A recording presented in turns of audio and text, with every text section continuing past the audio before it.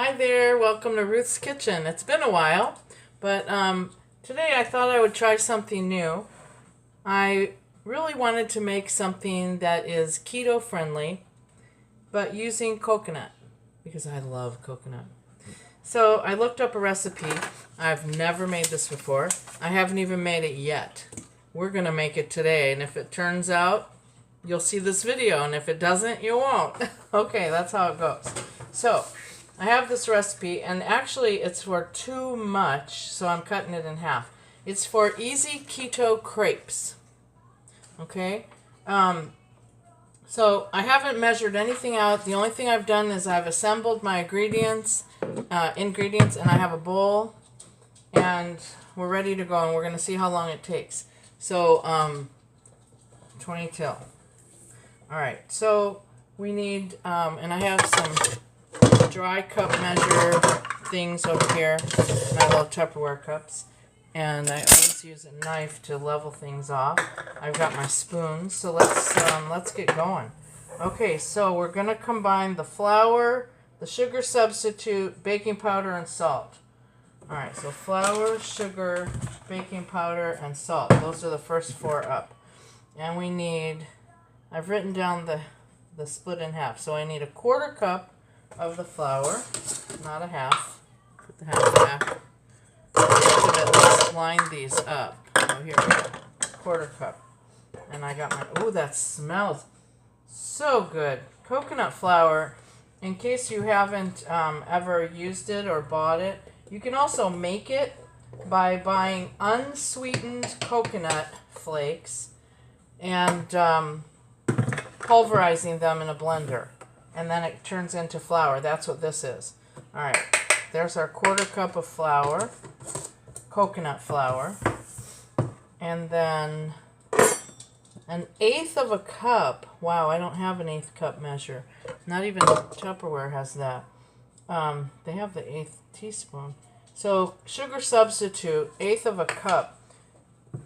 Alexa, how many tablespoons is an eighth of a cup? 2 tablespoons. Okay. So sugar substitute, I'm using Swerve. It's probably backwards on your screen. Darn it. Alright, so 2 tablespoons.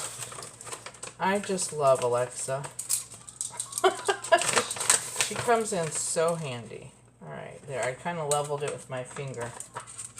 I'm the only one eating them, so I figure it's my fingers. Alright, we'll put that back there. Baking powder is a quarter of a teaspoon. Okay, got that.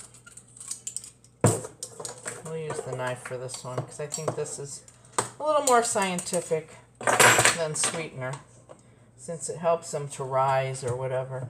Salt, we need a quarter of a teaspoon as well. Alright, let's see.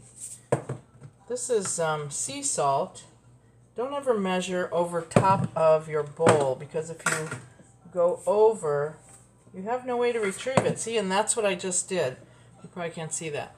But I was pouring it into here. There's too much in the spoon, and it spilled out onto here.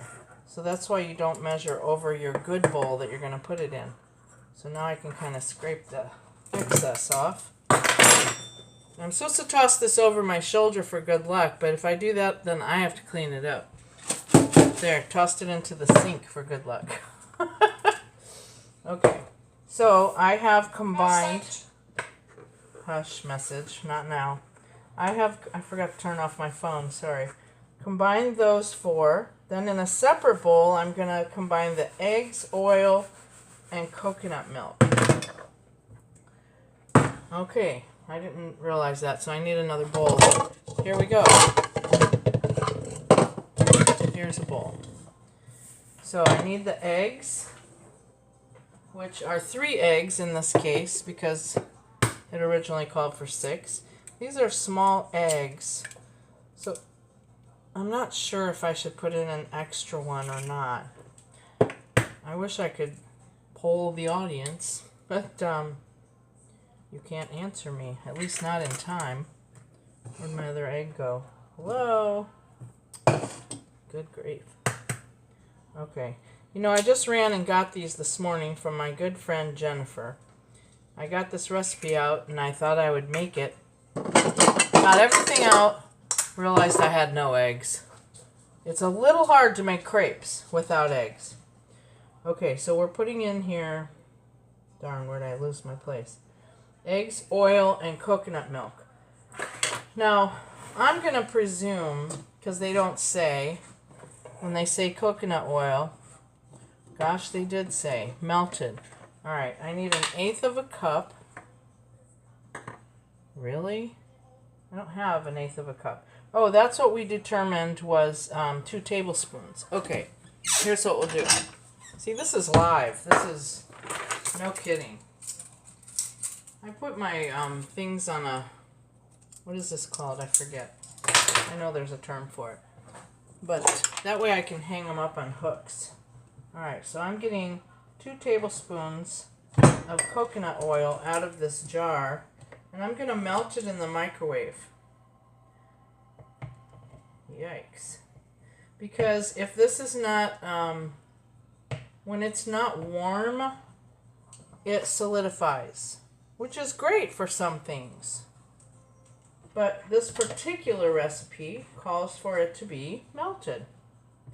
Alright, so I've got my 2 tablespoons. Boy, I'm sure glad to know that now.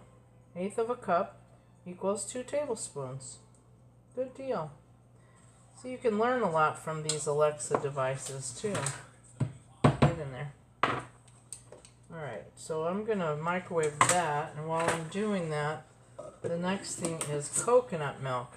Now, I got this can out, but it's not liquefied. So I'm going to get another can. I have multiple cans of this in the cupboard, and I'm going to see if I have one that's a little more liquidy.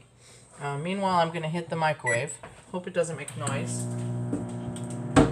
And let's see.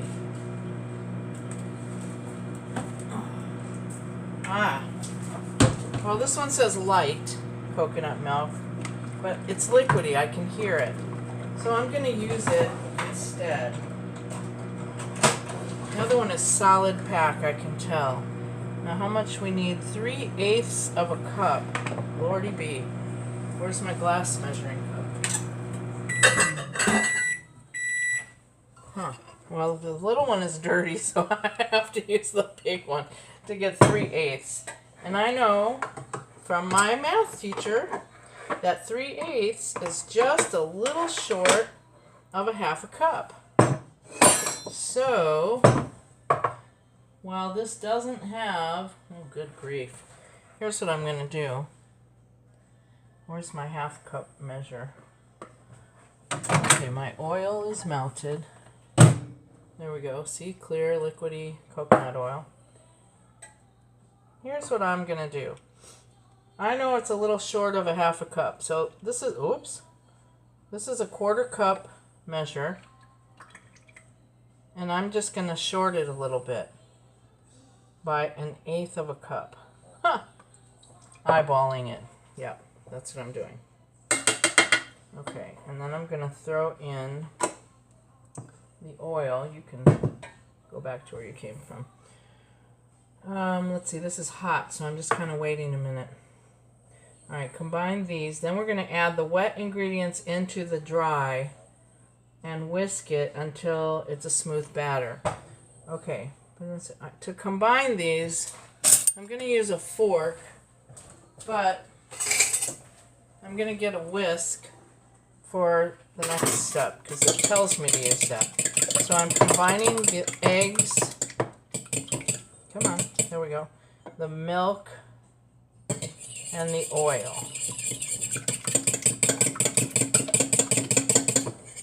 Good deal.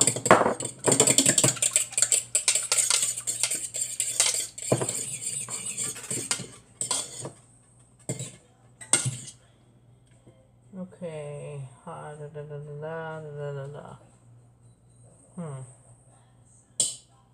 I'm thinking ahead, and I